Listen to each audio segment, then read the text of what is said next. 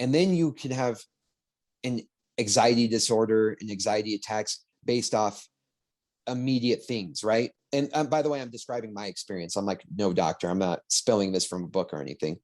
About what's the dreadful thing that's about to happen. Like, let's say you have a horrible fear of flying and you have an anxiety attack before you get on the plane or as the plane's taking off, right?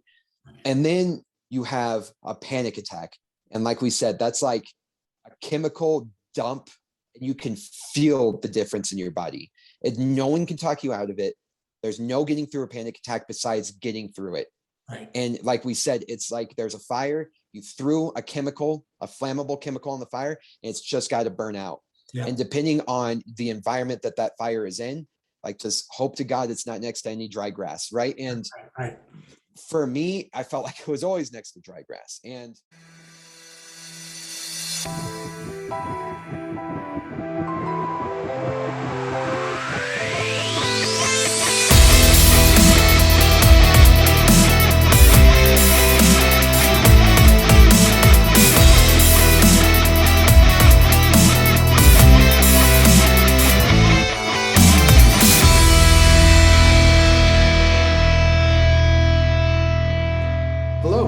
welcome to the Growth and Thriving podcast, where we celebrate those who have overcome great trauma, trials, and adversity, and examine the tools and techniques by which people grow and create lives that feel like thriving for them.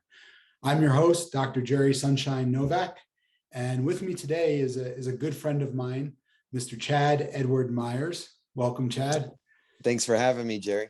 So absolutely, I'm thrilled that you're here. For those who don't know, at one point, Chad had a really excellent podcast called The Napoleon Complex, and I was privileged to be a guest on that podcast on 2 different occasions.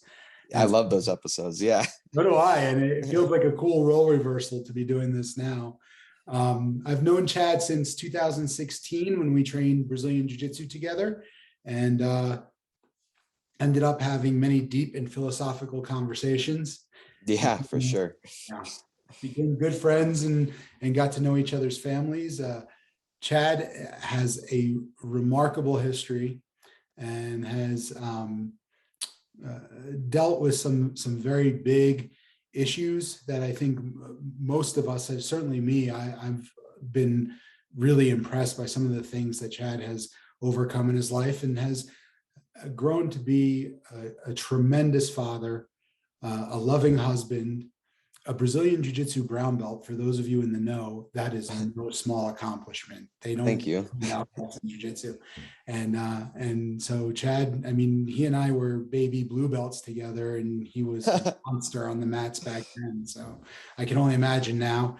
And most recently, the owner of Combative Fighting Systems in Colorado. So welcome to the show, Chad. I'm going to invite you freeform to kind of jump in and start wherever you want. You can certainly talk about your gym, but whatever in your history, we just tell your story, and I'll sort of maybe jump in from time to time, but interrupt me when you need to, because I talk too much, for sure. No, by all means, you have some really important things to say, and I'm thrilled that you're here to share it. So yes. Well, thank you so much for having me. And thanks so much for being on my show when I had it. It kind of died off because one of the biggest dynamics of my show, right, was having people come on, we interview. And during the COVID, like right when it happened, everyone was like, I can't be seen with other people. I have to quarantine. And when you podcast, as you know, you have to be extremely consistent. And the consistency of my podcast just died. I used to have people scheduled 3 months out, you know what I mean? And every weekend I would have multiple people coming to record, and it just went to nothing. And I'm really glad that they have the technology now that you can do this, you know what I mean? So, I mean, you and I are in different locations, but we're still hosting the podcast face to face. So absolutely, I think it's pretty cool. I think I took on other ventures during the COVID shutdown. So I might get back into podcasting. You've motivated me to maybe get back into it. That would be great. Your show is really great. I enjoyed it a great deal. Yeah, it was during a time of, you know, political dysfunction, and things kind of have changed a little bit. Everything focused on the COVID crisis, and it's really difficult if you want to do anything now to give your opinion on that. If you want to have, a stable job, your employer can look at your opinion on COVID and decide whether or not to employ you, and vice versa. So yeah, anyway, I'm glad that you're doing what you're doing. This is awesome. I'm always happy whenever you post something. I'm like, Jerry's doing awesome things as usual. Thank you. So very awesome platform to kind of go real life people, right? Not like in an advertisement, not in a commercial of a mental health struggle from beginning to end. And when I was going through my mental health struggle, I was so desperate to get stories like that, and there just wasn't enough of them out there. You would go through Reddit and you would hear some things, and you would oftentimes you would hear people talk about their struggle, but you never really saw the outcome. It seems like they were desperate enough to post something, but when they got better, or if they didn't get better, it was never a resubmission of how they got in the end. So this is kind of cool to see from beginning, middle, end, maybe, of people's struggles. There's a couple of things also, since you brought that up. I think some of my frustrations as a psychologist, especially as it pertains to, so I'm of the opinion, and not everybody agrees with this, but I'm of the opinion that most mental health difficulties, I'm not saying all, but most, for sure, PTSD and like acute stress disorder, that's true.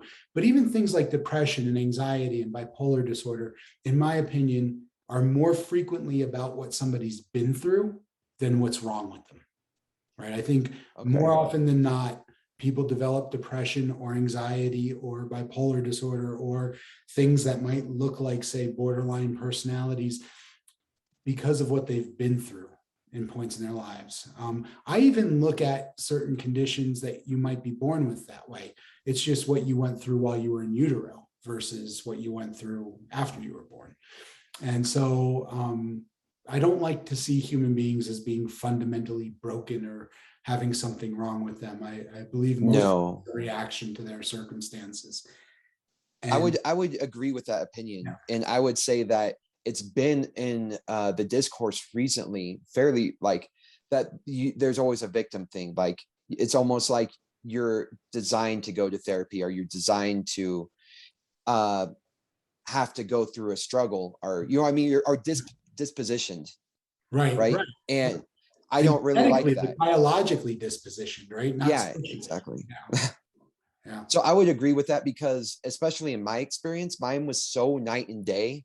Yeah. And so as you hear the story, I mean, you'll be able to see, at least in my position, how it was so transparent, like how I was at one point and how I was at the other point. And you can see like it wasn't the way I was born. I can kind of dive into it. So I had an extreme anxiety disorder and panic disorder. And I would say those go hand in hand, because I could tell the difference between either. And one thing I used to be extremely proud of is stress tolerance and being able to manage my emotions, my stress. And even when I was going through my disorder, I could tell the difference between being anxious about an interview, right? Like that's anxiousness that you're supposed to have, being anxious about certain things, compared to when an anxiety attack is coming or when a panic attack hits you. I can feel the difference between all three. And I would try to explain that to people. That's completely different. And when I was growing up, I kind of was under the impression or under the opinion that you're like, you need to get over it. You just need to deal with it. And you just like, come on, be happier for depressed people. And I wouldn't say I necessarily had clinic like diagnosable depression, but I would say that an aspect of me was depressed just because my anxiety was so chronic that I felt like I couldn't be the person I was before. Sure. So that one was more like a dependent variable of the anxiety, right? Something I could definitely temperate, or what's the word that I'm looking for, where I can manage it. There we go. I can manage it, the depression, but the anxiety I could not.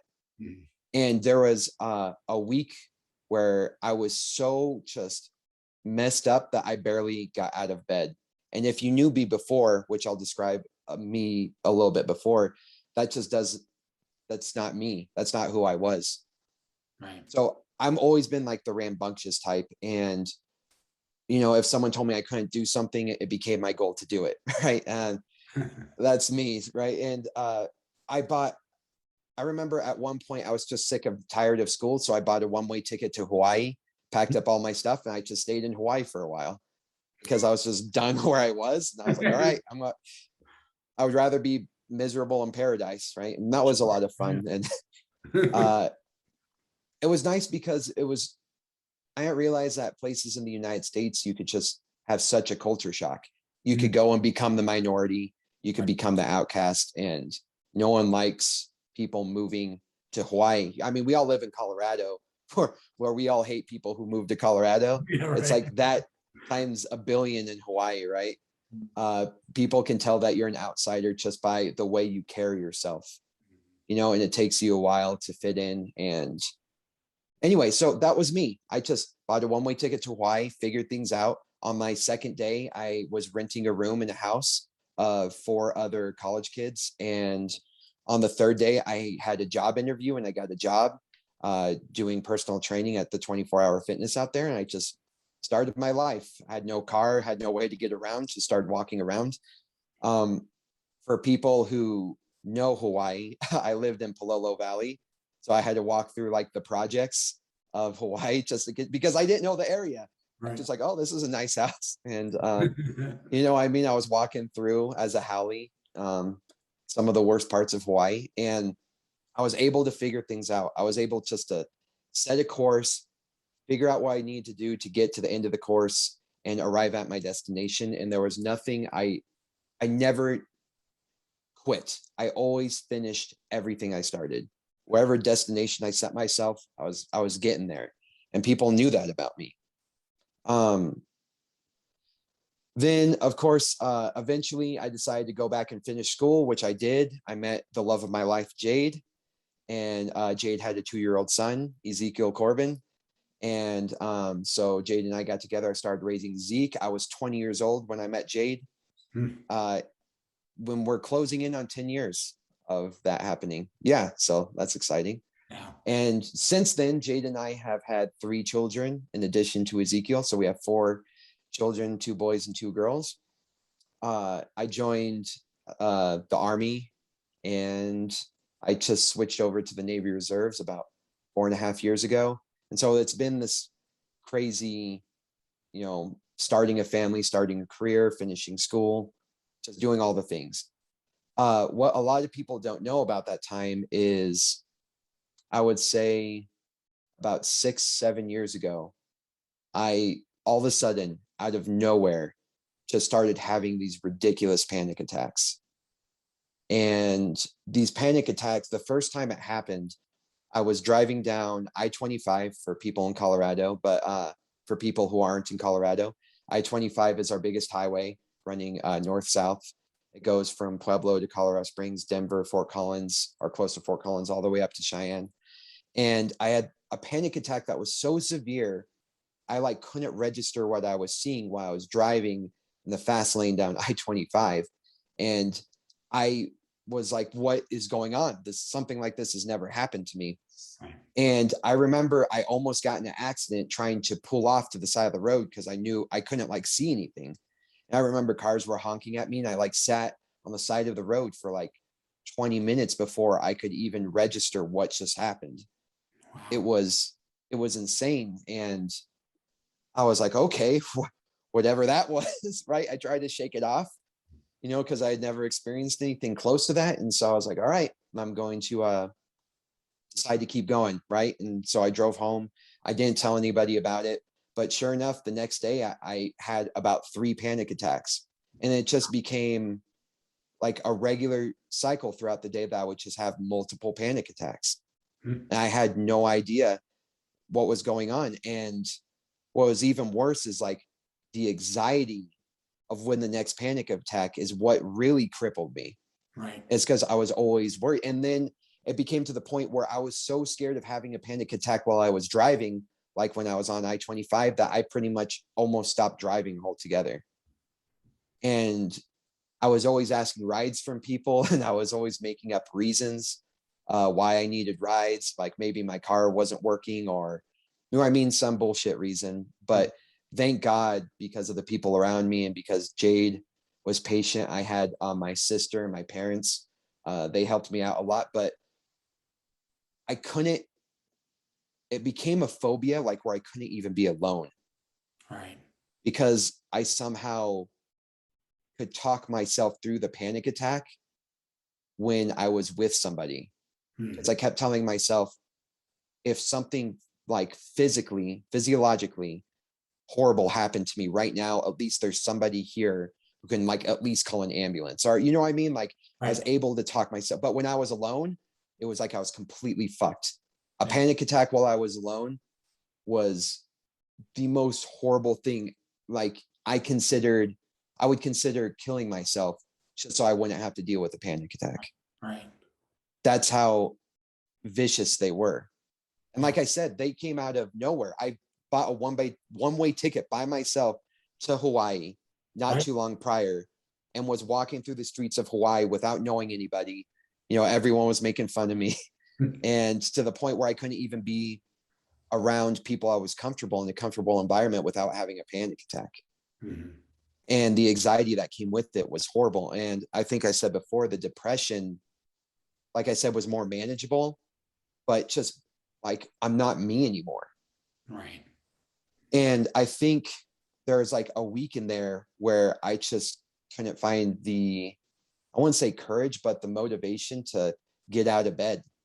Like I just decided to pretend like I was sick for a week and then didn't go anywhere. And even that was rough because I was scared of being alone when, of course, my wife had to go to work and my kids had to go to school and everybody else had to be a normal adult. And I was just panicking about panicking alone. Right. Right.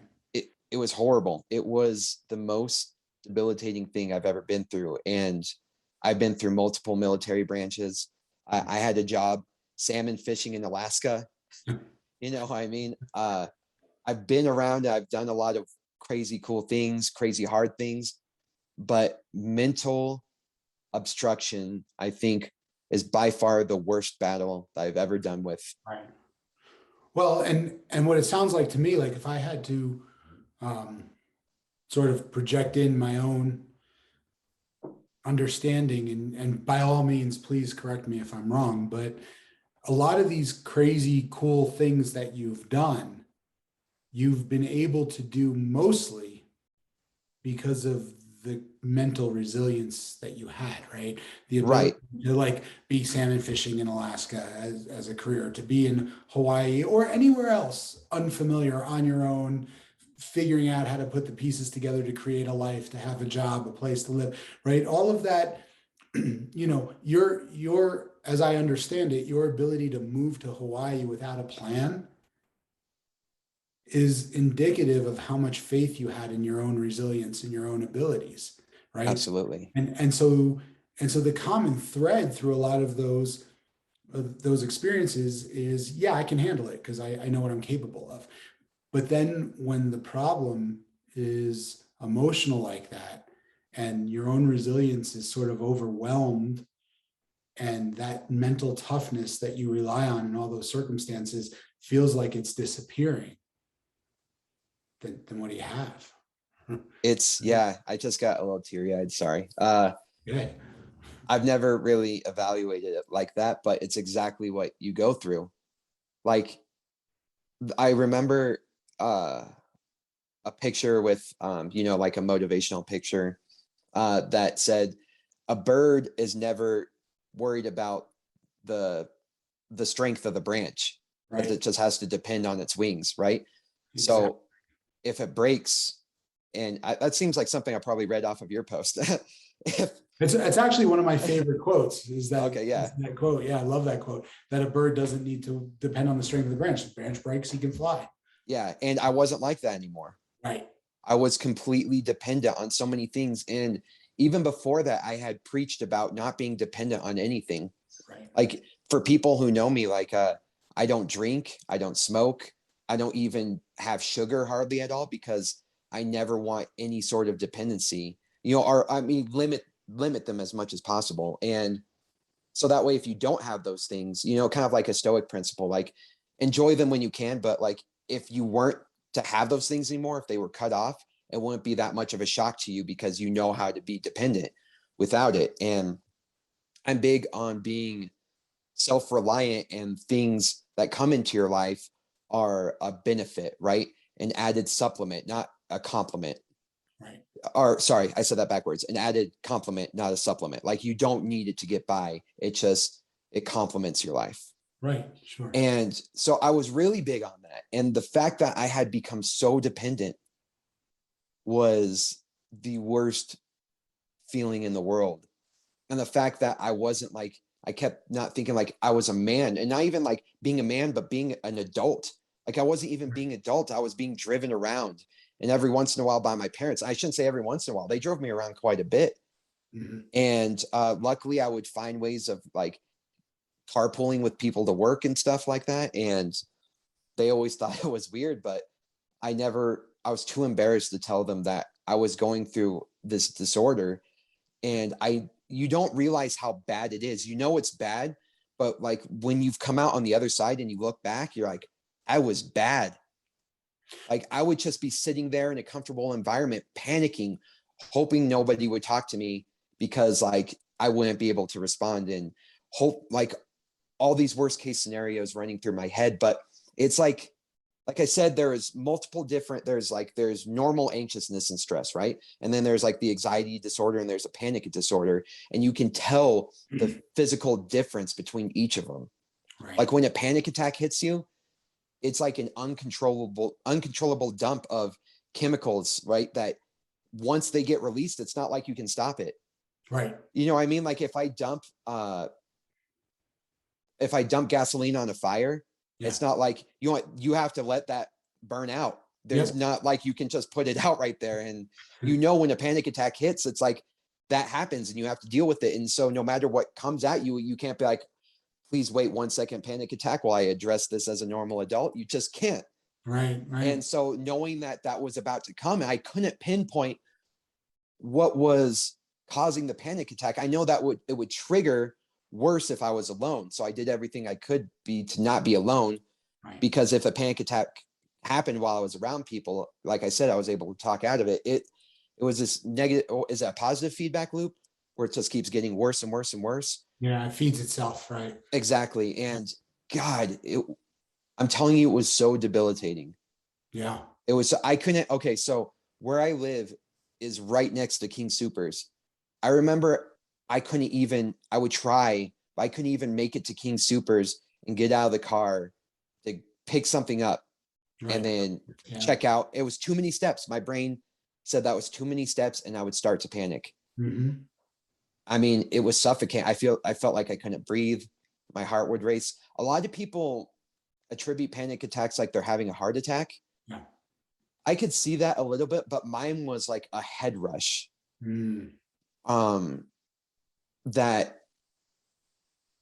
That puts you out of work. Right. You know what I mean? Like you were just overstimulated to the point where you shut down. Right. And so I never really felt like I was having a panic attack, but I felt like I needed to die. Wow. I mean, that's extreme. And what's interesting to me is that of all the like people that I know, and I don't know, maybe it's not ironic. Maybe there's something, something to it, that like prior to this experience, your need for independence sounds the way you described it, sounds like that was a little overdeveloped, right? Like probably, right? Like, I mean, as an adult, don't get me wrong. I think it's important to have some sense of self-reliance and to have some ability to handle things on your own when need be, right? And I think it's a valuable quality to know that if all else fails, you can count on your own resources and your own, resilience and your own intellect and your own physical abilities to whatever, to find a job, to find a place to live, to build a place to live, to, to survive. I agree. But what I heard you saying sounded a lot like there was this need to be very often, if not always, exercising that ability. Yeah. and B, like in such a way that it was almost shameful to do something collaboratively with somebody else, to like have help or assistance in doing something that wasn't totally independent, right? It was almost better if there was another person involved, if they were just relying on you and you were taking care of both of you. Yeah, right? absolutely. And yeah, it's like I'd never mind collaborating, but at the same time, I would need to be the one in charge. So if that person was unreliable, I could still handle it on my own. Yeah. Right. And so it seems, at surface level, it seems ironic, but like I said, maybe there's something to it, that this sort of feeling of helplessness, this period of absolute reliance, was like the pendulum had to swing to the other direction. Almost. Yeah. Right. I very much see that it went from one extreme to the other. Right. Yeah. What were you saying? Sorry. I said exactly, right? Like it's almost like it it had to go to the other extreme in order to achieve some balance. Yeah. Because it wasn't balanced up until that point. I would say that's accurate. And I would say that like it's a correct observation. If I were viewing it from a third person, I would say exactly that. Mm-hmm. There was a lot of coincidences going on at that time. And I really attributed what was going on in my life with what was going on with my gut health. Mm-hmm. And sure enough, I had a lot of success in that. So I started looking up gut biome and its relationship to anxiety, right? Because they call the gut the second brain. I started finding out, depending on which doctor you talk to, like up between, these are the ranges, like between 70% and 95%, depending on who you talk to, of serotonin is in the gut. Right. And before, it's a journey figuring out all that information, because what I ended up doing is I became obsessed with solving the problem. I was no longer going to be like a victim anymore. And that was, I think, the thing that saved me. Is I would go to some doctors, I would explain what was going on. And the very first thing is I was like, can you please listen to me? I really don't want to get on drugs or anything. I want to like see if we can figure this out, where this might be rooting. And sure enough, every single doctor I talked to, it was like, here's a pill, or we'll go ahead and get you, we can, what's it called? Make you an inpatient, or, you know what I mean? All these other things. And I was like, you guys, I don't feel like anybody here listened to me at all. Mm-hmm. You know what I mean? And I was trying to explain what was going on with me physiologically. They're like, yeah, this is all in your head, which, I mean, of course it is. But at the same time, they said it to me in a dismissive manner. And like, here's some Zoloft or whatever drugs, and go on and I have my next patient. And that's the way it felt. And I don't know if I like the term fired. I know I'm not firing my doctor, but I would fire the doctors, right? Right. Yeah.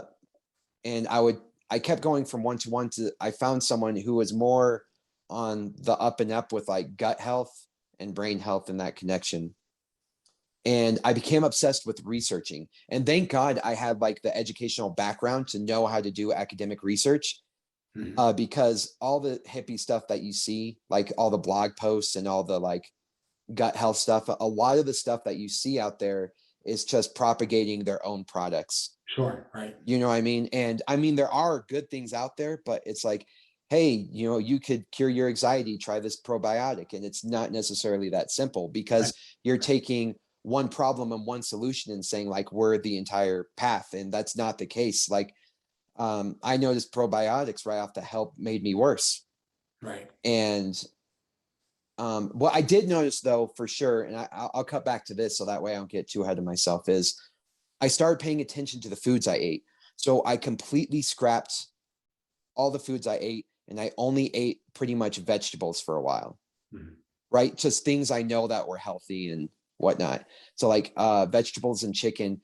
And I noticed a slight improvement. And then Mhm. I would add something new. And if by the end of the week I got worse, I didn't have that food anymore. Right. Or if I felt better, I was like, okay, this is a food I can eat. And I really started from scratch. And I didn't have sugar, right? I wasn't doing alcohol, I wasn't smoking. So I didn't really have any of those things to remove Right. from my everyday life, my lifestyle. And so I finally got to a point where I was semi better, right? Mhm. The panic attacks weren't happening randomly anymore. And sure enough, I would have a panic attack and I would think back to what I ate and I'd be like, oh, I did try something new. You know what I mean? I wonder if that was it. And I would experiment with that food and I would try not to think about it so it wasn't psychosomatic. And if a panic attack hit or it didn't, then I knew I was like, okay, well, maybe it's not that. And what I ended up doing is I compiled like this weird diet of mine where I felt okay or not okay. And what I started to do is I looked very deep into the micronutrients and a little bit of the macronutrients of each one of those things and what correlated and what didn't. Right. So I would come up with a theory, but if there's something over here where I felt like this food bothered me, then I would like, okay, that doesn't line up with my uh, theory of what was bothering me. Right. So I tried to approach it. I would look through all the academic journals to see like if my theories, if there's any sort of justice to them, right, or any sort of Like merit to specific what I was thinking. lectins or things like that. Yeah, right. Yeah. I thought of everything, and everyone was like, "It sounds like you have a certain food allergy." So I went to the doctor, and we did the allergy test. No allergy test. Like I'm like every doctor was like, "You're completely healthy," Right. And since I had cut down on my food ingestion, so my cholesterol was fantastic, like too low, and Yeah.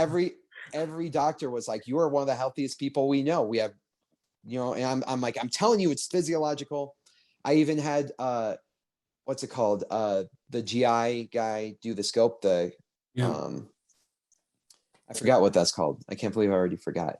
But they had scopes going down front and back Oh, and like colonoscopy. barium kind Yeah. of deal. Yeah. Hmm. Everything came back healthy. Everything was good. And it was so aggravating because I was like, I know something's wrong. Right. Uh, but so I kind of like came to the conclusion. I'm like, maybe this is all in my head. But one thing I could not justify was or reconcile was this brain fog and the panic that I would get with eating certain foods, and I would test it. Hmm. And I know the psychosomatic, like most psychologists, I guess, would say like the psychosomatic effects and having a phobia, created almost like an OCD from whatever I guess phobia was feeding it, right? Like, so obviously I had an anxiety disorder that was creating a phobia that was leading to certain behaviors. Yeah, I wouldn't describe it that way. I Okay, mean, how would you describe it? well, my hypothesis, right? Yeah. Like, and I had this hypothesis because you used to talk to me at jujitsu about Yeah. foods and right Mm. and anxiety and things, um, and you would confide in me about some of this.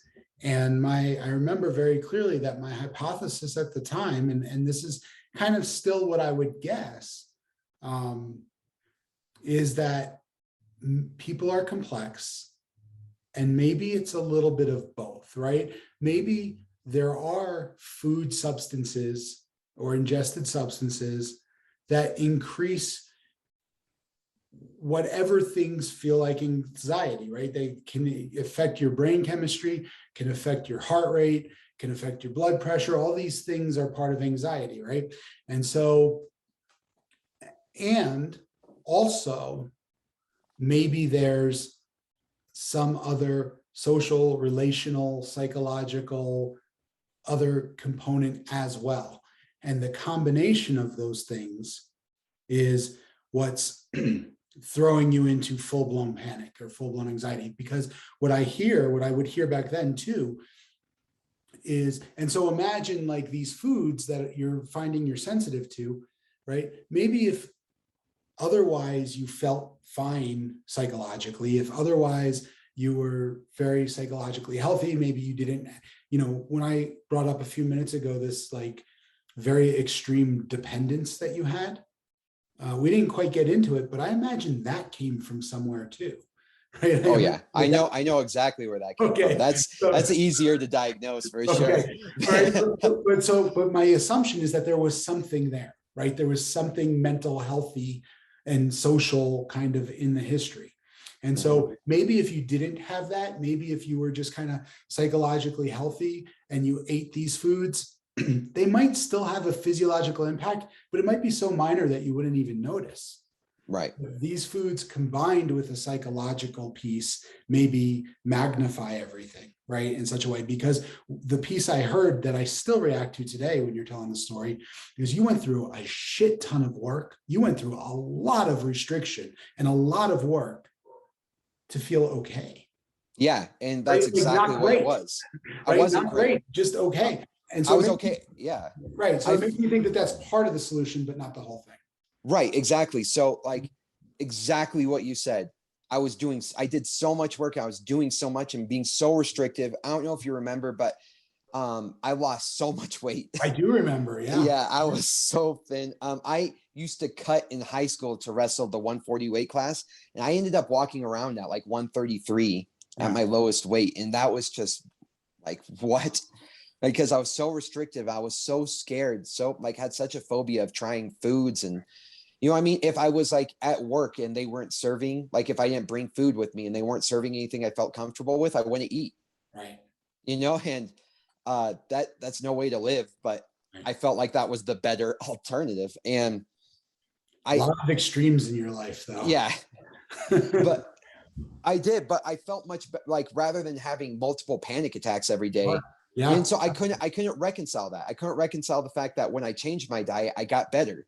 Right. I couldn't reconcile the fact that when I would try certain things, that panic attacks would come. And there was just so many like causations that I was finding in my own experience. I was like, okay, there's something to this, right? And like you were saying, it's probably a combination of like mental health along with just like maybe adding gasoline to the fire, you know? Right. And maybe if you add gasoline to nothing, you have gasoline. Right. In order for it to fuel, there has to already be a fire. Yeah. Right. So that's probably exactly where I was. So just like one little compromise in my system probably, you know, let the whole building go down. And the structure that may have been there may have not been as strong as I thought. Right. And one thing I used to describe to people is it was like I was walking through the abyss, and then one day I realized the glass I was walking on wasn't there. And all of a sudden I couldn't tell what was up and down, what was anything, right? I just had a false sense of what was up and down because I had glass to walk on. Right. And that orientated me. And when this happened, like when the glass shattered, there was no orientation anymore. Right. And I realized like things have always been this insane. I just somehow was like getting through it. Like it's like you see in those movies, like where all the chaos just barely avoids the baby as they're crawling through. And that was like maybe me the whole time. I just had this unjust sense of confidence. Like I'm fine, but really this chaos barely, you know, avoiding me. So anyway, I finally talked to a doctor who was like, I am very aware of the gut brain connection, right? Yeah. And I'm a strong believer in it. And he said, there's not, and this is the case too, there's not enough clinical research in that field for me to tell you yes or no. And that's why a lot of doctors are scared of it, because even though it looks extremely promising, it's still very new. And we do know, like we know certain facts. We know a ton of serotonin receptors are in the gut. We know that gut biome has had certain impacts on your mental health. And we've measurably been able to impact gut biome and change personality, right?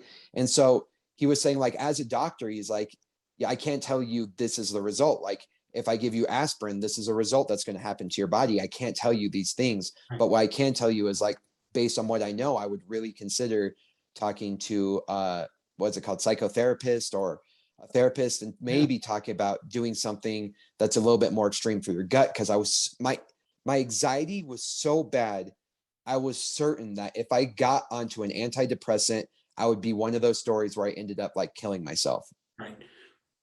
Right.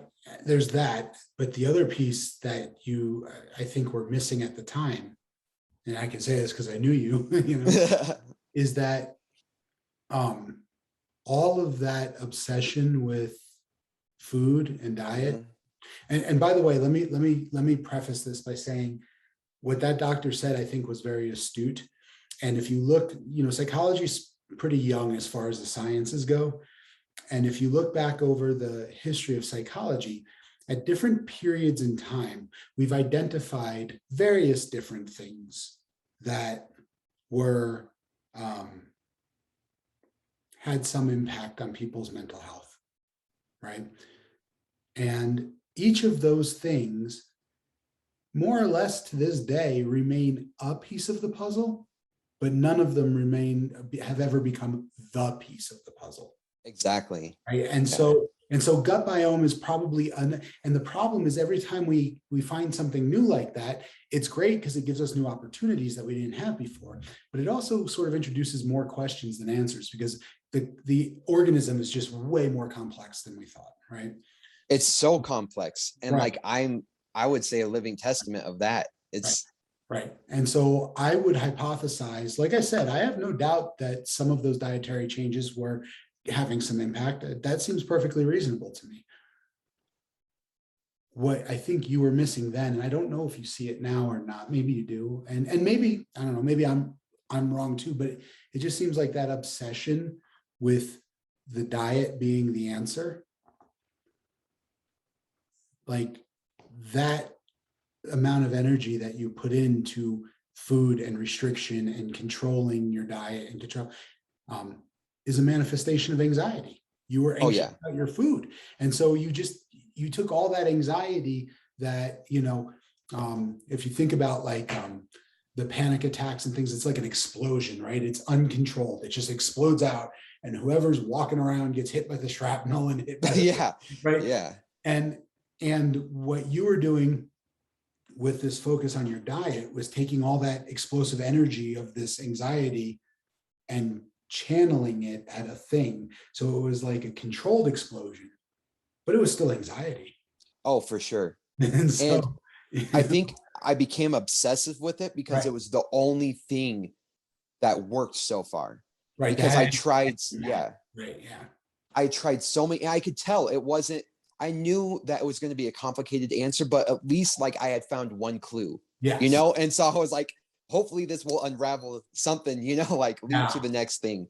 And so I was like focused on that because the alleviation from just that, at least I was on the right track, right? And I could at least use that as some sort of tangibility in my life because I tried, like you and I had talked about it because I asked you about exposure therapy and stuff because I tried like exposing myself to the things I was anxious about over and over. And I remember I did the same drive every day for like a year, and no matter what, nothing got better. Some days were a lot worse, some days were a lot better, but nothing got over time better. Right. Yeah. You know what I mean? It was just the same BS.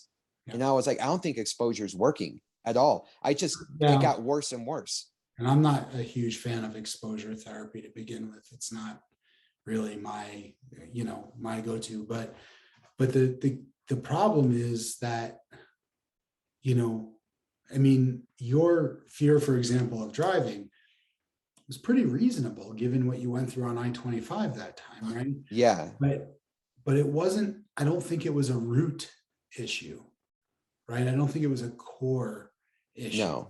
Right? It wasn't, driving didn't create your anxiety, right? You had a experience, right? And so I think for something like an exposure therapy to be more effective, you have to be chipping away at what is the root, what is the cause. And at that time, I'm not sure you had insight into what that was necessarily. Nothing. Yeah. I really like was desperate to find any answer. Yeah.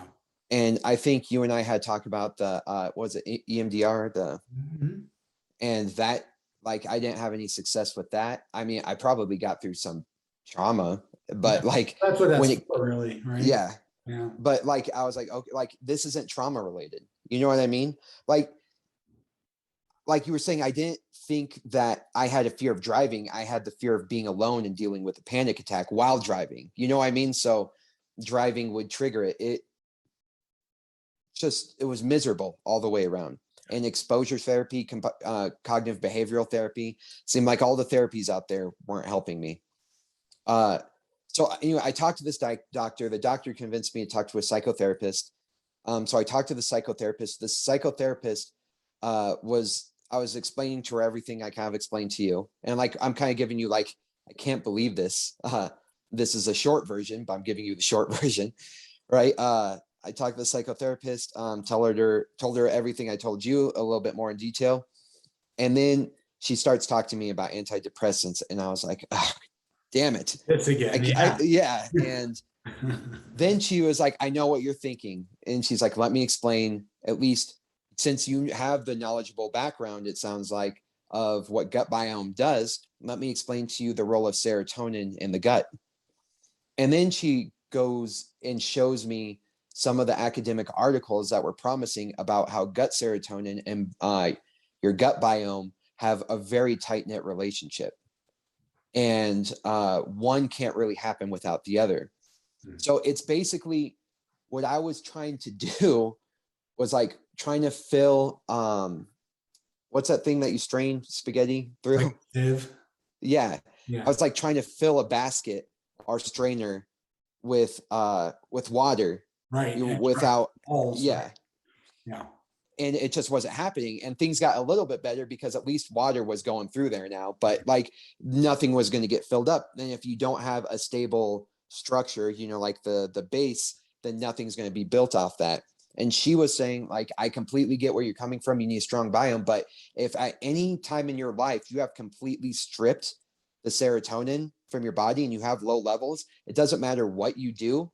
Right. It's like you can kind of get better, but you're only going to have as strong as a base as whatever the serotonin base is. Right. And I was like, oh, that kind of makes sense. You got me. So I struggled. She gave me these antidepressants, which were Lexapro. And she said, Lexapro is really good. It has the least amount of side effects. And you can it's a powerful drug, but you can cut them down pretty far and like increase the dosage how you see fit. I held on to these things for like 3 months because I was so terrified. And one day I just felt really comfortable. I cut a 5 milligram little Lexapro. So 5 milligrams, tiny amount, right? I cut it into quadrants and took a quarter of one. Yeah. And just to convince myself it would be okay. And after about a week of doing just the quarter quadrants, I actually felt a little bit better. And I told her about that. And she was like, to be honest, I doubt that's enough to have an effect, but as long as you're not feeling worse, maybe the confidence in it is making you feel better. I was like, all right, fair enough. So I moved up to half, which you can feel effects from 2.5 milligrams. And I felt an instant relief almost after one day. I had like one day of like a tummy ache, pretty much a little bit more anxiousness. But after that day, because I read through all the comments, all the reviews, like, yeah, you can kind of get a little bit worse, but then you balance out. Huge relief. Wow. And I wasn't even, I was still having, problems, anxiousness, but like the panic attacks were reaching the level that they were getting to. Right. And I was just that moment of, I'm a little bit better. Like, I mean, after 6 years, 7 years of just miserable, like maybe there's a green light, maybe there's a light at the end of the tunnel, maybe there's something, maybe I'm out of this purgatory hell, Okay, I don't want to get too excited. I'm like, it might be psychosomatic, who knows? And I doubt it was psychosomatic because I was critical of everything, but let's go ahead. Like, I was like, let's pull back the reins. And so I did that for a while, feeling better. I felt a little bit more comfortable with trying different foods and, trying to push myself a little bit. I was able to test the limits of driving and being alone a little bit more, right? Like I was able to play mental gymnastics to be like, I'll be okay if I do this, rather than just shutting down. That alone is a huge step, right? Like that's yeah. Because that was out of the question before. out completely out of the question. Like even suggesting it to me when other people would, I'm like, I get what you're saying and I've tried it, but it's not going to work, you know? Pushing your limits, baby steps, like whatever, like you said, was out there, I tried it. And of course, not every single thing, but what I'm saying is like, I was giving everything a chance and things just seemed to not be working. So anyway, I increased my dosage to 5 milligrams and I never wanted to go above 5 milligrams. And I'm at 5 milligrams. I've been on a full dosage for like, I would say 5-6 months. Mhm. And I am night and day better. Right. And not only because of just taking the Lexapro, but knowing that the panic has like a roof. Yes. So when the panic comes, like there's finally a moment where I get over the panic and I'm able to continue what I'm doing. So I can talk myself through the panic because before the panic never ended. It like shut me down. It shut me off for a time that I knew was too long. Right.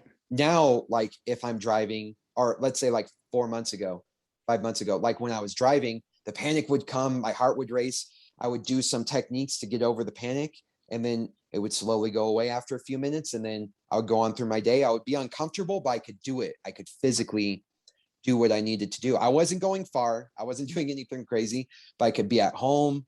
I could drive to certain areas. And that was a huge relief on my family because like they would drive me places, they would make me do things. And that made me feel better because I wasn't a burden on my family anymore. And I realized as I started to get better that I could start rewiring my brain through not necessarily exposure therapy, but things that you and I have talked about where like your experiences and addressing things can start fracking through the brain, right? Creating new pathways. Yes. And before where the brain would just take like, you know, that super highway because it just knew that, yeah, exactly. Highway, yeah. I could start addressing things, you know, maybe what was it through the frontal cortex or the neocortex, right? Right. And then sort of moving them into the hippocampus where Yeah, they're exactly. a little more narrative and a little less emotionally, fired up. Yeah. So what was neat about that too is I was taking a lot more risks with my food. And even though they would still have some effects, like I could still eat a more rounded diet. And when I could eat a more rounded diet, I felt more comfortable like taking the probiotics. And I feel like a lot of it is fixing my gut health. And I think I know what triggered all of this in the first place now that I've gotten better. And I'm like, as I'm getting better, now I have clues at what may have caused it, right? And like low serotonin or a chemical imbalance or whatnot. And then gut health. And then at the same time, now being able to expose myself to the things that normally would drive me crazy. And like, I would say a couple weeks ago, Jerry, I am like almost back to normal. That's like I can drive anywhere I want.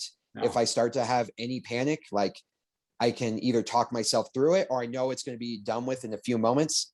And once the panic's over, I'm not uncomfortable anymore. I can get to where I'm going. I can drive my kids places. I know I'm aware, like I said, there's caps, right? Where the panic was, it felt like there was no cap to where the panic was. Like when the panic started, it could be the worst thing in the world to the point where I could kill myself. Now I know the panic's like right here. You know what I mean? Even in the past couple of weeks, like there's been almost no panic. Right. It was the governor, right? It was it overtook everything. It was consuming. Now it's a part, right? It's an aspect. It's a thing you deal with, but whatever, right? Like, yeah. And like and if you guys know me and like you kind of been paying attention, one, I don't think you have ever guessed that I was dealing with such an extreme mental disorder. And it was like, I had contemplated suicide more than I ever cared to. And I used to be the person who was like, that's never an option. Right. But the anxiety, it wasn't a depressed thing. The anxiety was just so bad, I would rather not deal with it. It was like if you were being tortured physically, and it was like, I would rather just die so I wouldn't have to deal with the torture anymore. It felt like that. And it's right. And I mean, when we talk about just for people's education, you may know this already, but when we talk about something like suicide, because lots of people have lots of opinions, right, about suicide. And one of the things that's tricky about suicide, it's very hard to learn about suicide and about how to intervene better, how to prevent better, because once somebody kills themselves, you can no longer ask them about their experience. Right. And then when you talk to people who have felt suicidal or have attempted suicide but haven't succeeded, all the information you're getting is a little bit suspect because they didn't complete the suicide. So it's like, it's very hard subject to learn about. However, there's a lot of confidence in the idea that most people who attempt or complete suicide don't actually want to die, but they want whatever suffering they're enduring to stop and don't see any other way by which that will happen. And so I would say exactly that's like a completely accurate assessment. Right. I didn't want to die. I'm not terrified of dying, but I would rather live. Right. But I would rather the pain to stop. That was like starting to surface. Yeah. And I sometimes would write down, I would write down how I was feeling. You know what I mean? Like trying to document it and maybe like go through it and read it. Cause I read somewhere that you write it all down, you read it, and it'll help you get it from like what we were talking about. Is it the hypothalamus or the hippocampus? Well, it comes out of the amygdala. That's where the amygdala. Yeah. Right. Okay. And then you pull it into the prefrontal cortex where it gets thought about. Yeah. Mm-hmm. So to rationalize it, right? So I remember reading about that. And so I was trying to write it out. But anyway, during the move, I stumbled across those writings, and it was like, I can't believe I made it through. Some of those writings were extremely dark. And I remember when I was writing them, I was trying to do a good job of not sounding so dark. And that's apparently the best I could come up with. And I had drawn some pictures. I'm not an artist, but just to like keep myself distracted. And they were not like disturbing as in like you would look at it and think, but more disturbing. Like I was in such a bad mental place. Yeah. And so I like, for example, I'm a horrible artist, but just to give you an idea, I drew this guy behind a bar, like jail cell bars, and the jail cell bars spelt out fear. But like in, like an abstract way. So he was like being jailed by his fear. And that's like exactly how I felt, where I was just being confined. And I was like, wow, I was not doing so good. Yeah. And the fact that I am where I am right now, if you would have told me, when I was at my worst, like, hey, one day future Chad is going to be okay. One day future Chad is going to drive all across town by himself, or future Chad's going to be alone.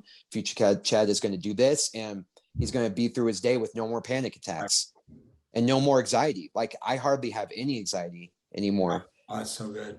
And if I would have told past Chad that, he would have not believed you.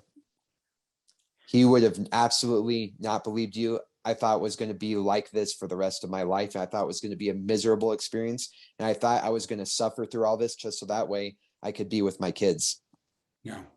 And I'll tell you, Chad, like that statement where you say, like, if you could talk to past Chad and tell them how future Chad was going to be, one of the things that's so hard for people is when they're going through the suffering that they're going through, that this is not who you are.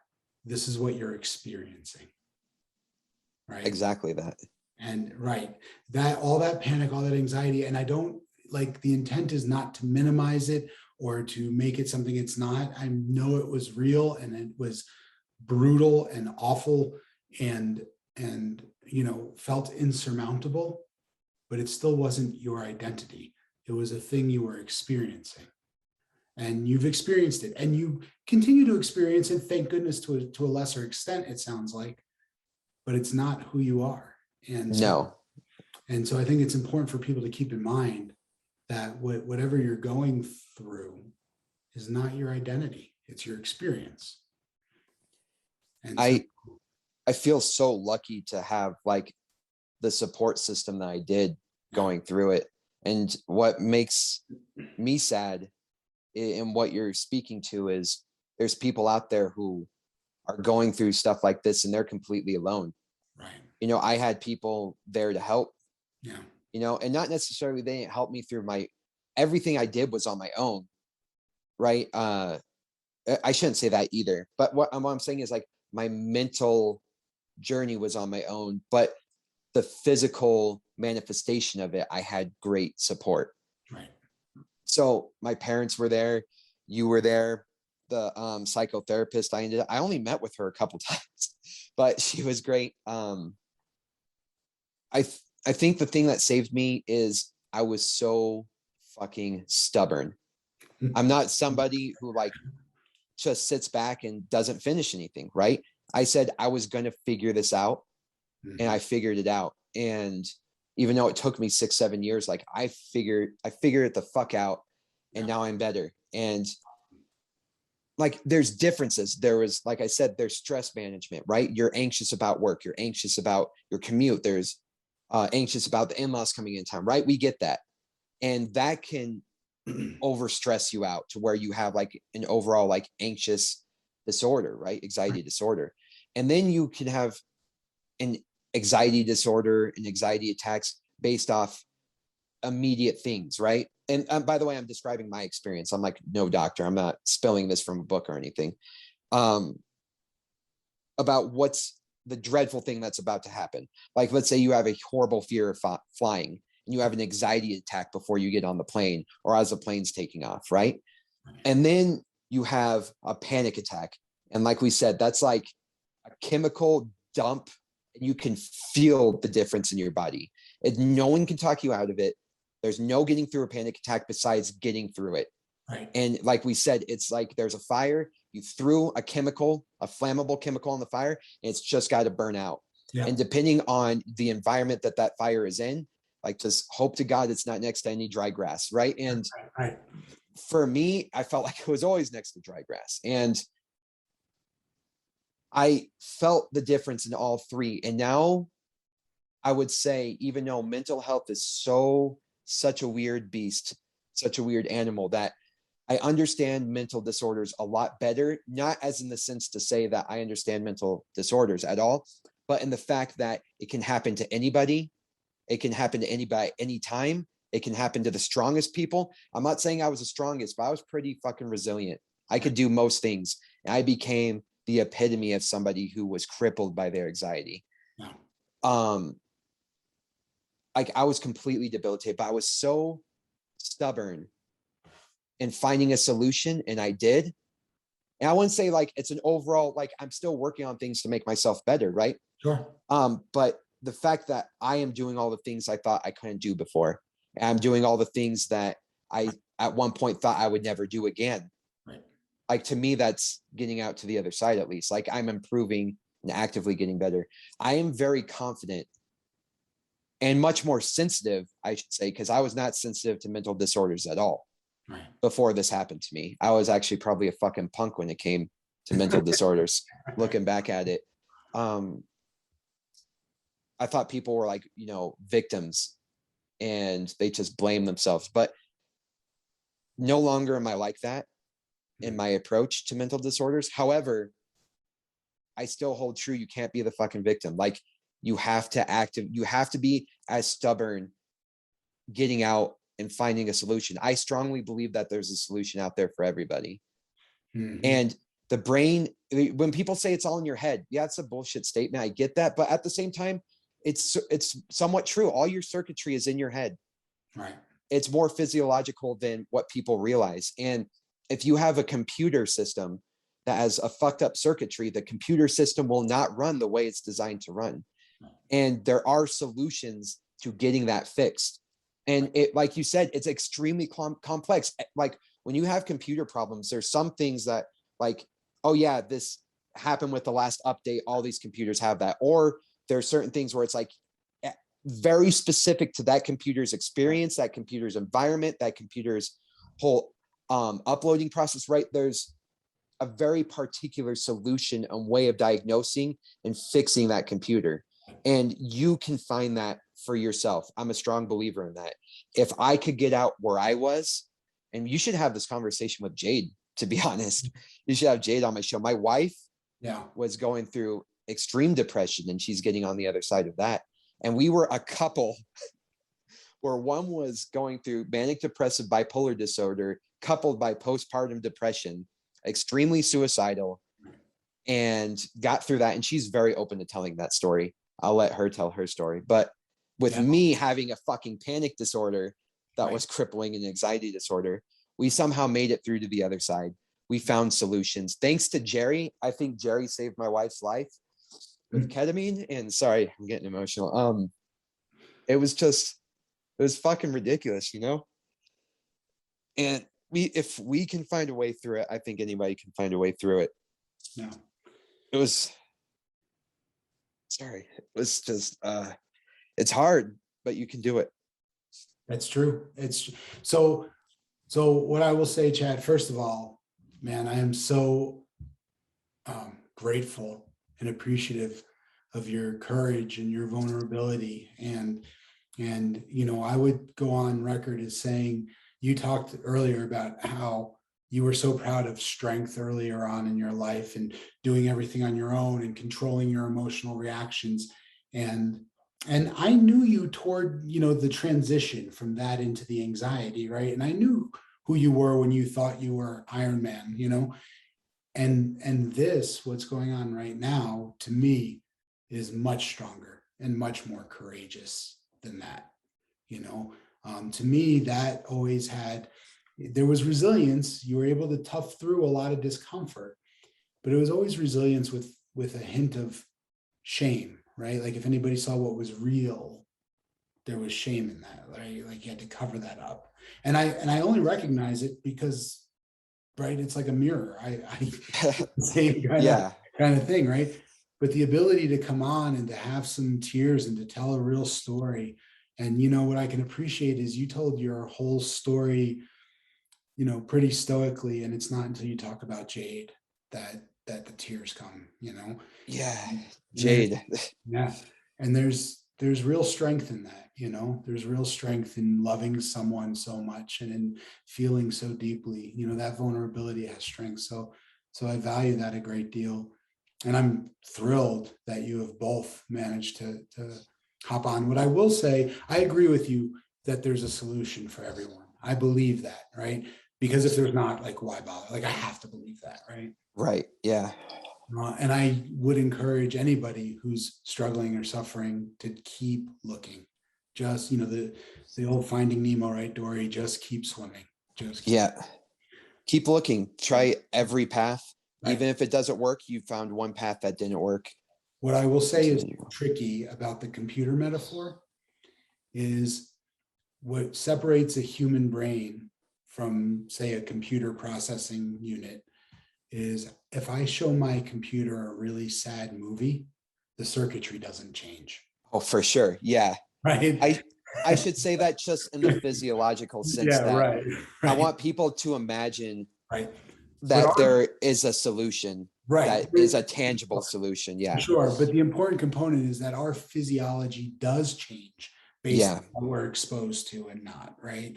People who have adverse childhood experiences, for example, their brain development over the course of their life is different than those who grew up in safer, more nurturing environments. Like physiologically, they're different. And so that whole, it's all in your head, you know, what's emotional and interpersonal is also biological. Yeah, exactly. And vice versa, what's biological expresses itself behaviorally and emotionally. And so, yeah, it takes a lot of courage, and I'm so thrilled for you, man. You were one of my very first friends when I moved to Colorado, and you've been a really valued relationship. Times when we talk more frequently, there's times when we talk less frequently, but you and Jade and your kids have always been really important to me. So I'm so glad that you're finding solutions and doing better. Oh yeah. And it's great. You know, you look better. You look like a whole different person. So I'm thrilled. That's good. Yeah. No. It's been so good to get on the other side of it. And like you said, like the tears, I guess, didn't come till Jade. Like Jade we were both hot messes, right? And it almost killed our relationship. And by like the grace of God or the gods or whatever, like by the grace of whatever, we decided like we hit a point where like this isn't going to work anymore. Right. And then we were both like, no, fuck that. We're going to make it work. And to be honest, if you heard like what we were going through, you probably would have thought it was probably a toxic relationship because it was just like we could not connect. And then us getting to the point of failure and then realizing once we're at the point of failure, like, no, we would rather swim than sink. Yeah. Made us extremely strong. Like for the past year, you know, like I said, when I felt the light of getting better, Jade got on ketamine and she got diagnosed and she got on some good medicine and she's a lot better. And she's, you know, found things to do in her physical life that helps her mentally. We found ways of allowing her to have like aspects of her life that where she can get better, aspects of my life where I can get better. And sure enough, that helps. So like you were saying, you watch a sad movie and you feel sad and a computer doesn't. There's things that you can do in the environment of your life to significantly help your mental health. And Jade's been doing that for herself and I've been doing that for myself. We've allowed each other time for that. And you got Jade on the ketamine and that made a massive difference right off the bat. And like we kind of said earlier, it's the strainer. It's like we were both trying to fill up water with a strainer. And now it feels like we're finally being filled up and we can complement one another now and like fill up each other's bowls, you know what I mean? And God, I'm so happy like Jade and I worked through it and I wouldn't rather spend my life with anybody else but Jade. And it kills me to know how bad she was, but I'm glad, you know, that we're so much better and we have a strong relationship now, stronger. And I know for the rest of my life, there's no way, I doubt at least it's ever going to get that bad. Like, you know what I mean? And I guess if it starts getting that bad, we've been there. You know what I mean? Right. We're tested sailors. Right. Like even if bad waves come, like at least we know where to go when the bad waves come. Mm-hmm. And I don't think we'll get pushed to that limit again. I'm glad we got pushed to that limit and came out on the other side. Yeah. And if I would have lost Jade physically or emotionally, I think it would have been much worse because seeing how we are now, it's awesome. And Jade and I support one another. You guys have a remarkable love story and you know, my hope is that having had some trials will just make it that much stronger, you know? Yeah. And you guys are both warriors, so good for you, man. I'm thrilled to hear about it. Yeah, me too. Like, to be honest, like when I tell the story, I'm so happy to listening to it. I'm so thrilled it came out the way it did. Yeah. And she's the best. She's a mother of 4. A lot of people don't know this, but she's had 7 pregnancies. Wow. Yeah, like but between miscarriages and like some of them were pretty far along miscarriages. But anyway, she's just like the poor girl. I've wrecked her body with pregnancies. And she looks great. Like she's lost, you know, she's like back to the weight before like she was ever pregnant, and she's working out hard. She's physically a lot healthier than she was. She's mentally healthy. She does a great job with the kids. Before, she couldn't handle the kids. That was like one of the hardest parts, is her threshold to handle stress was just not there. And I don't want to tell her story, like I said, but now she's with the kids and she has fun with the kids. I have fun with the kids. We're able to like go out in the world, and I'm able, you know, as an adult to take my kids out to the park by myself, where before I couldn't. Yeah. It was like, sorry, daddy can't go out. We're just going to stay home. And it's like the positive feedback loop is now in the other direction. Right. Things are getting better and better, feeding off of each other. Yeah, that's terrific. And I'm going to talk to Jade about coming on and telling her story, because she would love to. She would love to. Yeah, and you guys just shine. You guys have such a great family. So thank you.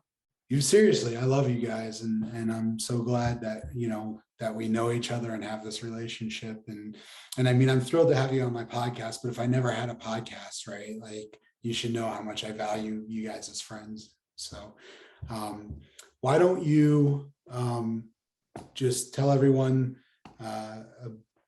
about your school and how they can find you? Okay. Yeah. Let's do that bit. You know that. Yeah. No, Are we running out of time? We are a little bit, but that's okay. Okay. Hey, by the way, like, if we are running a little short right now, but what I would say is you told a beautiful story. I mean, really, like, it was remarkable. I had emotional ups and downs just listening to you. Like, there were points when you were talking, I was like, oh my God, how is this guy ever going to get through? How is he going to, and I know the story, right? Like, right. And then you talk about feeling better, and I got all charged up. And so Good. what I would say is let's leave this story at this. Okay. And then if there's if we have more to talk about, you want to come back on, let's do that. Let's do I that. I can definitely dive into all sorts of stuff. Let's do that. I wouldn't want to like dilute anything that's gone on this far with like more, you know what I mean? Like additional stories. You told a powerful story, man. It's just, honestly, it's like the embarrassing truth, right? And no one really knows about this, you know what I mean? But like for me, right, for the longest time it was the embarrassing truth, and it's nice to not be controlled by it anymore. In AA, AA is like the home of every great slogan ever made, right?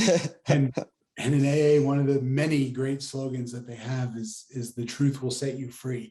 And I think this is what they mean, right? I think when it's the embarrassing truth and it's hidden, that sense of shame of like, I can't share this, I can't, keeps you trapped, right? It keeps you in that cage and locked in.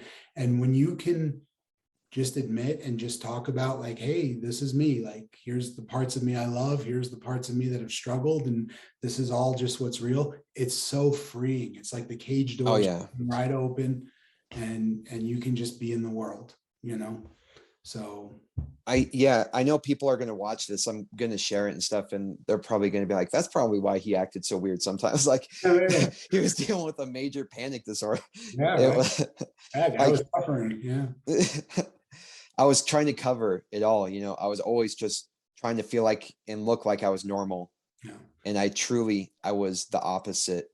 I was dealing with I'm really horrible. grateful that you always felt comfortable enough to talk to me, because I felt grateful for that, because you always felt very one of the reasons why we were such sort of quick and good friends is that I felt like our friendship was very authentic. And so we could talk about anything without judgment, right? And so I felt like I could open up to you, and some of the things that you would talk about and you're like, hey, you should try this or you should look into it, I would dive into it like crazy, and sure enough, some of the things that we dove into saved Jade, right? You know what I mean? And Jade's so much better now. And unpacking that misery that you carry. So everyone carries luggage with them, right? Okay. And being able to unpack that and having somebody like you to make you feel comfortable, like, I don't care about what's in your bag, like, but we got to, if to fix it, we got to look at it. And for sure. And that felt really important. And it's a huge step having people in your life to unpack that too, and to feel comfortable to even start the process of getting better. Because one, you have to want to get better, in my opinion. And if you're, I guess, watching this or you're talking to Jerry, then you obviously want to get better. And so one of those things is you have to be raw in order to get to that point. I like you said, we're running out of time. So I don't just reminded me of the old joke, right? How many therapists does it take to change a light bulb?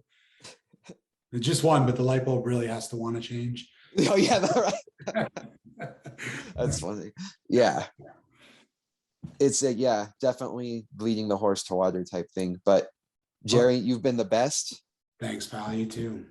And just, I guess, about me, I would love to come back in here, because I honestly don't know another human who has been as busy as I have, like with doing stuff and dealing with stuff. So as a lot of people know, I work in the cyber field. I kind of do cyber management and things like that, but I have started a business. And for everybody who lives in the Falcon Payton area, or maybe the east side of Colorado Springs, or if you just want to come check it out because we've done jujitsu together, I own a Brazilian Jiu-Jitsu academy. It's called Combative Fighting Systems, and we've opened in Peyton, Colorado, which is technically the Falcon area. We have a temporary location with this beautiful family. It's PCR Fitness, but they had some extra mat space out there. And what they kind of do is not only do they do regular working out, but they train for like Spartan races and cool. Tough Mudders and stuff. So they have a whole obstacle course out there. Oh, wow. That's awesome. 7710 Curtis Road, 80831. The beautiful family, Bryant and his wife, Pam. She's like a competitive racer. And I've convinced Bryant to get involved in jiu-jitsu, and now he's got the bug. So anyway, we just opened this a couple weeks ago, the temporary location. We got like 50 members already. Nice. So a good kids class, a good adults class. But this was all leading up because we have a new building being built, 10634 Maltese Point in Falcon, Colorado. We saw that there was zero jiu-jitsu in Falcon, and we kept hearing complaints that everybody had to drive 20, 30 minutes just to get into town to do jiu-jitsu. And then at the end of the day, and it's late, they have to drive all the way back out to Falcon. And so adding another hour to your commute, and jiu-jitsu is already a long workout. It wasn't being conducive for them. So we asked the community in Peyton, how would you like it if we opened up a jiu-jitsu studio out here? And the overwhelming response was, yes, why wasn't this done yesterday? Right. So anyway, our new building shall be completed and constructed hopefully by December or January. We'll see. COVID shut a lot of things down or slowed a lot of things down in the construction process.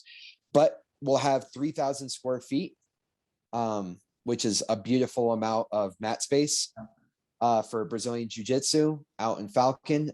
When that opens up in January, we're at the temporary location at PCR Fitness out on Curtis Road. If you guys want to come out and check it out, Brazilian Jiu-Jitsu has been one of the things that has kept me like somewhat sane in like this whole entire mess. Yeah. And if you've known me, you've probably seen me most consistently at jiu-jitsu, just regardless of all the crap that I was doing. And it's because it's really been stabilizing for me mentally. I noticed my anxiety was much more manageable, and I didn't think about my anxiety when I was doing Brazilian Jiu-Jitsu. And I know a lot of people who have experienced the same thing. And right now there's a company called Kill Crew. I guess I'm giving Kill Crew a shout out, but they have like a bunch of slogans and stuff in their like shirts and their sweatshirts, but it's like battling depression with jiu-jitsu. You know what I mean? It's got like the wolf choking out a devil, and the devil is like anxiety and depression. You know what I mean? So it's a pretty cool concept. I believe in it. And there's no shortage of organizations highlighting the connection between jiu-jitsu and mental health benefits. There's Submit the Stigma, which is Submit the Stigma. Right. There's We Defy Foundation, which is for veterans with PTSD. Doing jiu-jitsu. So there's PTSD and jiu-jitsu is an amazing connection. Yeah. So I haven't seen anything better for PTSD, not drug wise, rather than comedy in a combat sport. Right. Like, yeah. And psychedelics too are helpful. Oh yeah. So I said not drugs, like not drug related. Yeah. Right. So yeah. So Chad, I wish you tons of luck. I'll have to come down and check your place out. Oh yeah. Find us on social media. So I am connected to you on social media, but yeah, we will find you. And so Combative Fighting Systems, please check it out. And if you're on Instagram, it's CFS_Jew_Jitsu. Yep. So come find us on Instagram. Awesome. Thank you so much for your time, Chad. This has been amazing. We are absolutely going to do part 2 because okay, good. I want to hear the rest of what you have to say, and then I'll do part 2B when I get Jade on too. you should tell Jade. Yeah, get Jade on here. That'll be fantastic. I'll hit her up on Facebook and see if okay. As for everyone out there listening or watching on YouTube, I want to say thank you for your time. I know everybody's time is a precious commodity, and so it means a lot to me that you'll invest your time in listening or watching this podcast. I hope it brings you value, and so please subscribe, like, comment. Let me know if there's other things you'd like to hear about or see on the podcast, but I really appreciate everyone's time. And to find my coaching practice online, my website is Growth and Thriving, all spelled out, growthandthriving.com. You can message me directly through there. You can find the podcast on Spotify, on Apple, and on Google, or on YouTube under Growth and Thriving LLC. And on Facebook, our page is Growth and Thriving, not spelled out, with an ampersand, Growth and Thriving LLC. And the two groups we have, the two communities we have on there are Growth and Thriving After Trauma and Thriving Fathers, Parenting After Trauma. So come find us, leave a comment, and stay tuned. Coming soon, we'll have our first course available for sale. It'll be a 10-session course called the ABCs of PTG, talking about post-traumatic growth. And coming up on the podcast, we'll have Chad back on again, and Jade will be on to tell her story as well. So Absolutely. Thank you, everyone. Thank you, Chad. Thank you. This is Dr. Jerry Sunshine Novak signing off for now, saying keep growing until you're thriving.